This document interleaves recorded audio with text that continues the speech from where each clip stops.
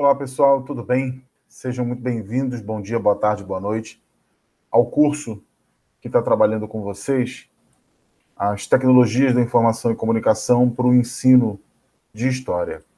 A gente está trabalhando agora aqui na disciplina, nesse conteúdo, tá? Certo? Dentro das 45 horas da disciplina, as 30 horas teóricas, nós estamos trabalhando com este conteúdo aqui, olha, com a dimensão revolucionária da comunicação em rede.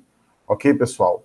Um conteúdo importante, faz parte da matriz da disciplina, da espinha dorsal teórica e principalmente de assuntos que venham ajudar a contextualizar o que a gente está chamando aqui de comunicação e informação no ensino da história. É praticamente uma aula de sociologia das redes, mas é uma aula necessária para a gente compreender bem o que é esse grande ambiente, ou esses múltiplos ambientes que se justapõem no dia a dia, na rotina das nossas atividades, que fazem parte inexoravelmente do que a gente está chamando de comunicação. Porque um aspecto determinante, especialmente na virada, para pessoas como eu, que são nascidas no século XX, né? E que viveram o século XX, um século que já vinha gestando essa transição da comunicação centralizada, autenticada, controlada, comandada, né, para uma comunicação em rede, mas sem dúvida alguma o debate sobre isso explode mesmo na segunda década de 2020, talvez 2010, com a Primavera Árabe, em que a comunicação em rede, talvez pelo instrumento da comunicação móvel e da adaptação do conceito de web para web 1.0, virando a chave para a web 2.0, tenha sido muito significativa. O que eu estou contextualizando aqui quando eu falo isso para vocês? Eu estou falando sobre essa reestruturação econômica, tá, que acontece depois da Guerra Fria, vamos chamar assim, que criaria as condições para os historiadores da comunicação contemporânea para um surgimento, ou se não um surgimento, para uma hipertrofia do paradigma de desenvolvimento de mercado aberto, de informação aberta, no qual aquele paradigma estadocêntrico, que era muito típico do contexto da Guerra Fria, teria perdido espaço. E muito da discussão do que seria a comunicação global num mundo no qual nós não teríamos mais a tensão leste-oeste, capitalista, comunista, e de alguma forma, por conseguinte, a tensão norte-sul, se nós teríamos, na verdade, agora uma tensão entre incluídos e excluídos, entre inputs e outputs, os inputs e outputs definitivamente, pessoal, para a discussão daquela época, especialmente de alguns autores, eu diria que mais importante, os dois mais importantes e significativos autores, longe de estarem certos ou errados, para a discussão daquela época, foram esses dois aqui, tá? O primeiro deles, eu diria que é o Kenichi Omae, que escreveu O Fim do Estado-Nação e que se lançou em algumas das teses de Um Mundo Sem Fronteiras. Muita coisa apressada, tá? Muita coisa muito apressada, mas muita coisa que apostava com algum grau de interesse e bom conhecimento. Esse é o Kenichi Omae, tá? Esse senhor oriental sorridente aqui, às vezes meio sério, olha. Ele tá sério, aqui ele tá sorridente. Aqui ele tá sorridente de novo, aqui ele tá curioso, tá reflexivo. Tem vários Kenichi Omais, né? Mas a ideia central da obra do Kenichi Omae, que é um executivo de empresa, que depois foi para o mundo da estratégia, é que, e ele acertou nisso, que existia um mundo em remodelagem voltado para um novo papel, os conceitos de integração, de poder, de estratégia e principalmente de competitividade, a partir da capacidade que determinadas economias tinham. Quando eu falo economias, eu falo economias nacionais ou regionais, tinham em encontrar-se perante esse momento em que as fronteiras começavam a ser desafiadas, em que o capitalismo neoliberal vinha com tudo, em que o Estado-nação era colocado em crítica, em que a regionalização da União Europeia, do NAFTA, do Mercosul, da ASEAN, muito importante no Oriente, colocavam desafios para essa lógica do Estado como esse ator nacional, inseguro, autoprotetivo, né? Então, um deles é o Kenichi Ohmae, sem dúvida, e o outro, um pouco menos assertivo, né? E também, curiosamente, oriental, de ascendência oriental nesse caso, que era o quase sempre com cara de simpático, olha, às vezes ele está sério, mas quase sempre muito simpático, Francis Fukuyama. O Fukuyama, ele escreveu esse livrinho aqui, um livro que já apanhou mais do que Boi Bandido, chamado O Fim da História, o Último Homem. O que ele apostava? Ele apostava numa chave. Bom, basicamente, ele apostava na tese que o colapso da União Soviética iria levar a gente a uma situação histórica na qual boa parte da dialética entre capitalismo, comunismo, socialismo e bem-estar social iriam deixar de fazer sentido. E ao deixar de fazer sentido, essas tensões levariam a gente, numa visão bastante retorcida, num hegelianismo de direita pesado, ultraliberal, a um fim da história, porque nós não teríamos mais as tensões, o motor da história através de uma dialética de conflitos, basicamente uma pressuposição bastante importante em Hegel, que depois Marx vai incorporar. O Fukuyama diz, isso aí já era, porque agora é capitalismo, prosperidade, democracia, e vai ser entre quem se enquadra e quem leva a régua porque não se enquadra. Muito apressado, apanhou muito, com razão em alguns pontos, mas foram caras que tentaram olhar para frente, para esse mundo em rede, para os processos, principalmente de inclusão, exclusão, dessas dinâmicas sociais decorrentes. E esses valores de autonomia individual e liberdade, na época, eram muito acentuados. Hoje, já são diluídos, os movimentos culturais foram significativos para criar condições para um diferente disso, né? Especialmente os movimentos do altermundialismo do final dos anos 90 início dos anos 2000, com uma reação muito rápida em dizer, calma lá, neoliberalismo, calma lá, pura e simples integração em favor do mercado, calma lá, pura e simples eficiência, calma lá, inclusão, exclusão. Vamos olhar direitinho o que é esse mundo em rede, porque nação, comunidade, como a gente vai ver lá na frente, Gemeinschaft, Gesellschaft, importam, né? As coisas não são tão simples assim. O mundo não é plano, não é? Ele tem uma topografia social. Mas, de qualquer forma, parece muito visível que esse mundo que a gente vive de avanços tecnológicos é um mundo muito devido, em larga medida, ao networking, ao trabalho, ao diálogo em rede.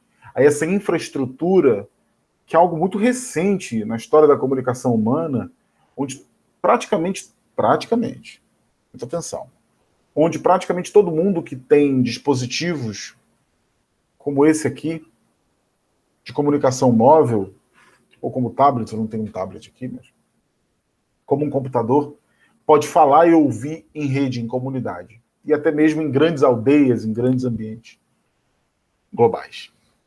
Então, sem dúvida alguma, essa infraestrutura comunicacional, que é decorrente em larga medida da troca de dados via satélite inaugurada nos anos 60, com a corrida espacial, permitiu que a gente comunicasse nossa mensagem e recebesse a mensagem de outras pessoas em locais distantes em questão de segundos, às vezes minutos. Isso foi muito importante. Para criar essa ideia de que o que nós somos hoje como sociedade, do ponto de vista estritamente da comunicação digital, para a gente não radicalizar e não jogar 150 anos de antropologia no lixo por conta de um contrabando teórico de uma sociologia liberal como essa aqui que eu estou espelhando para vocês. Nesse ponto de vista digital, o que é a rede é uma coleção de nós, que a rede ela tem as tramas, né? Ela tem os nós, como uma rede de pescar. E links que se conectam mutuamente, sem uma matriz necessariamente geradora de estímulos para a transcorrência dos fluxos da rede. A rede é, portanto, uma estrutura tecnicamente, ou para mim até intrinsecamente, horizontalizante. E ela é poliédrica, porque ela não tem um formato muito bem estabelecido, porque ela é baseada em nós, ela é maleável, ela é tenaz, ela contraria a lógica do centro de gravidade newtoniano-galilaico, né?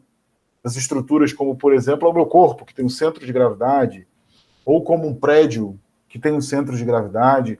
A rede não, você achata, você estica, você dobra, você desenha, ela é flexível, ela é tenaz, ela é resiliente, em certa medida ela é até mesmo antifrágil. Então é muito importante entender o que é essa estrutura e como ela é divergente dos paradigmas estruturais da modernidade. E aí tem toda uma discussão sobre pós-modernidade, super importante, que não vai dar para ter aqui, porque ela é longa pra caramba. Então, quando a gente fala no estudo, tá, topológico, o que a gente está chamando de estudo topológico? A gente está chamando de topologia o ramo da matemática que estuda uma espécie de geometria das formas, né? Então, quando a gente está falando de uma topologia de redes, a gente está pensando que essas redes não são pura e simplesmente a mesma coisa. Na verdade, há vários arranjos, há vários modelos de montagem de redes, com tipos de rede, basicamente aqui no nosso caso, voltados para telecomunicações. Redes de barramento, redes em estrela, redes em anel, em malha, em árvore. Em árvore seria uma rede mais ou menos como a nossa mão, né, que tem um tronco, mas os entes dialogam entre si. Rede mesh, rede em anel. Vou mostrar para vocês aqui alguns exemplos, tá? Do que seriam esses formatos de rede tão diversos. Bem legal, né? Rede não é um conceito unívoco, simples. Rede é uma estrutura que tem não só uma tipologia, como nós costumamos trabalhar em humanidades, mas uma topologia. Ok, pessoal? Muito bem. Muito interessante para a gente tomar pé e entender que essa geometria é importante. E essa geometria diz respeito diretamente a esse conceito do Ferdinand Tönnies, da antropologia, da sociologia, do surgimento do pensamento social contemporâneo no final do século XIX, que são esses dois conceitos de sociedade mais aberta, sociedade mais fechada, de Gemeinschaft, de Gesellschaft. Na sociedade em rede, um dos impactos mais importantes da globalização é essa maneira como a qual o mundo globalizado e integrado nos permite olhar, criar, reagir a diversos tipos de situações de relações econômicas, sociais e políticas, cada vez menos, mas ainda limitadas, por onde nós estamos. Então, de alguma forma, a nossa localização espacial é relativizada pela comunicação em rede. Isso é muito importante que vocês tenham em mente para trabalhar o relacionamento com os alunos futuros de vocês.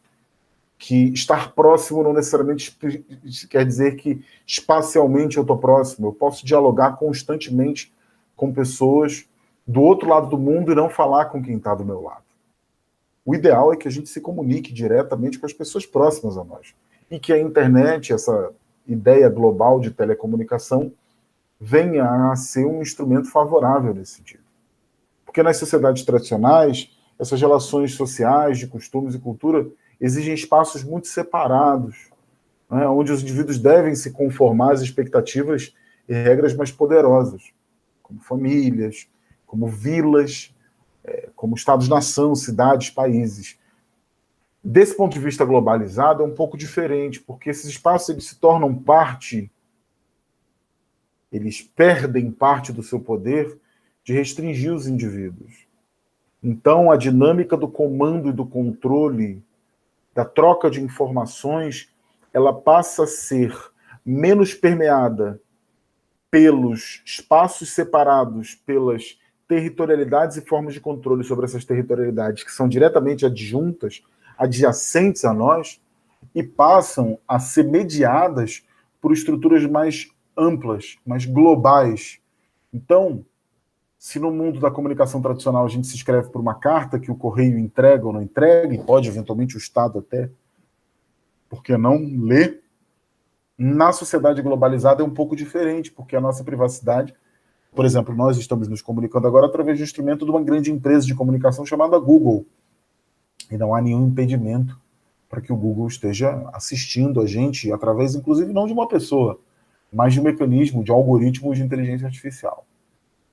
Então, na sociedade globalizada, esses espaços perdem parte do seu poder de restringir os indivíduos, os espaços tradicionais, e as pessoas podem se comunicar sem contato pessoal por meio da rede.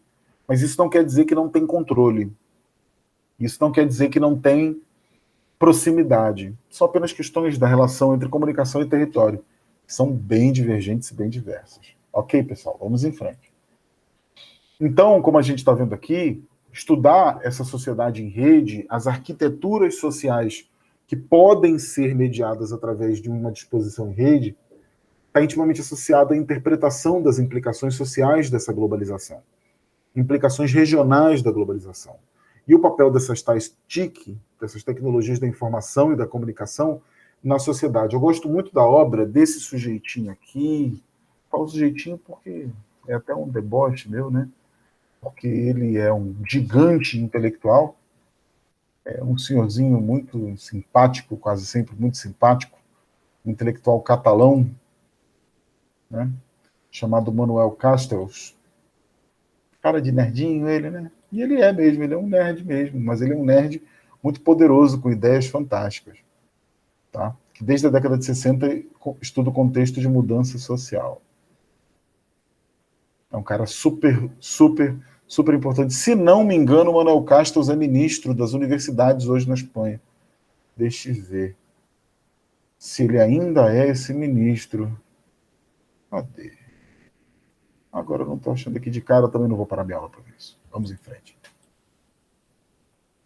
Então, Manuel Castells, ele define a sociedade em rede, essa sociedade determinada por uma estrutura social constituída por redes, como sempre foi constituída por redes, mas agora alimentada por tecnologias de informação e comunicação com base microeletrônica. Microeletrônica.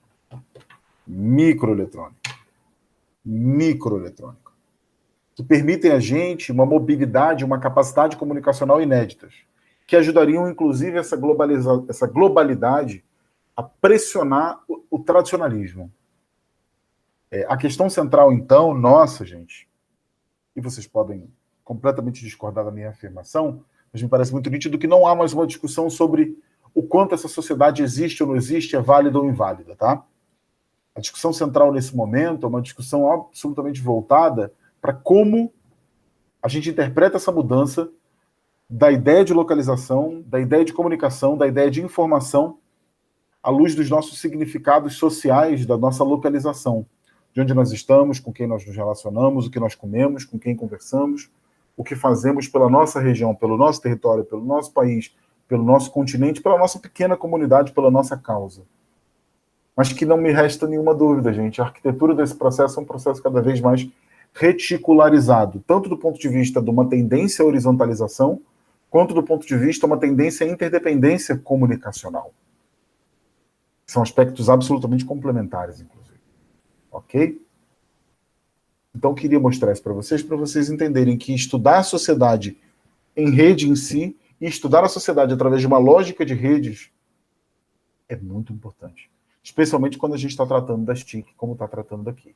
Porque se a comunicação ela é vista como uma via de mão única, mais ou menos como uma vacinação de novas informações, né? Uma inoculação, usei esse trocadilho por conta da Covid, de novas informações em receptores passivos, então esses indivíduos e comunidades podem ser desempoderados pela comunicação. Então, se vocês ouvem a minha aula e recebem isso, e veem isso como uma informação única, que eu torpedeio, que eu inoculo em vocês, vocês estão sendo absolutamente desempoderados do que será o processo formador de vocês como profissionais das TIC, no ensino de história. Mas, se a comunicação for vista como um processo no qual a nova informação é ativamente interpretada, eu digo, isso faz sentido? Isso não faz sentido? Como isso pode ser ressignificado à luz do meu mundo em torno, do meu mundo ao redor? Então, esses indivíduos que estão se incluindo na rede, eles estão entrando na rede para receber uma informação, criticamente processá-la, ressignificá-la e adequar a sua estratégia social, a sua estratégia política, cultural, que for conveniente para a sua comunidade, que tiver aderência na realidade cujo qual está vivendo. Então, a possibilidade de desenvolver essas formas inovadoras de comunicação, tem tudo a ver com a aula anterior que eu coloquei para vocês, é determinantemente um processo de empoderamento, gente. Reproduzir o que é TIC, o que é história acriticamente, ou seja, sem uma capacidade de interpolação de ideias, é pura submissão. Mas entender essa arquitetura, se relacionar com ela, entender como eu, a minha comunidade, o meu grupo, o meu país, a minha região podem entrar nessa rede, participar dela e dela tirar um novo significado informacional que vai, por sua vez, permitir práticas mais inovadoras e mais empoderadoras na medida em que vai tornar mais altiva a minha vida, a vida do meu grupo, a minha comunidade, o meu país, a minha região, o meu estado, é determinante. Então, daí vem muito do postulado que eu estou colocando em questão aqui na disciplina, que é a ideia de que a gente não pode, pura e simplesmente, prescindir da rede, de nenhuma delas. E principalmente se nós estamos trabalhando com tecnologia dessas redes, das redes baseadas em TIC, como Castells disse, né? As redes sem fio, que são essa tecnologia de comunicação em crescimento mais rápida da história, ou seja, isso aqui que eu estou fazendo com vocês, que é dar uma aula utilizando o Wi-Fi, são uma verdadeira, talvez a mais potente das revoluções comunicacionais da história da humanidade. Porque esses telefones celulares acabaram sendo muito mais do que os tablets, os dispositivos vestíveis, wearables. Eles se tornaram muito mais do que apenas uma expressão da comunicação, um terminal onde eu falo e alguém me escuta e alguém fala e eu escuto. Eles se tornaram moda, se tornaram ferramentas, se tornaram identidade. E como a comunicação, olha só a analogia, como a comunicação ela está no centro da atividade humana em todos os domínios, quando a gente fala de uma revolução comunicacional em escala inédita e com velocidade impressionante, a gente está falando de um dos elementos mais determinantes do ser humano enquanto ser social sendo drasticamente alterado, permitindo uma comunicação multimodal, de qualquer lugar para qualquer lugar, onde quer que tenha infraestrutura adequada, produzindo efeitos sociais muito acelerados. E aí a gente vê o surgimento de novos arranjos sociais, né? Amplamente caracterizados pela influência das práticas sociais em rede. Uma cultura que ora é muito centrada no indivíduo, ora é muito centrada na coletividade. E que a distribuição de poder atende muito à lógica da informação e da comunicação. Porque as pessoas e organizações acabam usando a tecnologia para fins muito diferentes daquilo que inicialmente foi buscado ou concebido pelos projetistas da tecnologia. Além disso, quando uma tecnologia interativa, como é o smartphone, como é o computador, muito mais do que a televisão ou rádio, por exemplo, é mais provável que os usuários acabem se tornando produtores da tecnologia numa prática social.